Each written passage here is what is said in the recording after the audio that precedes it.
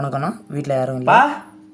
ஆனால் வர 23 April election நடக்குது. ஸோ நீங்களும் எல்லாருமே தவறாமல் வாக்களிக்கணும். 100% ஓட்டு போட்டு நம்ம தொகுதியை முன்மாதிரி தொகுதியாக மாற்றணும் அண்ணா.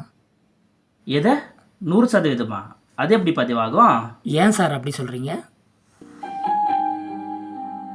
ஐயோ உக்காருங்க. உங்களை யாருமே வாக்குச்சாவடிக்கு கூப்பிட்டு வர மாட்டாங்களா?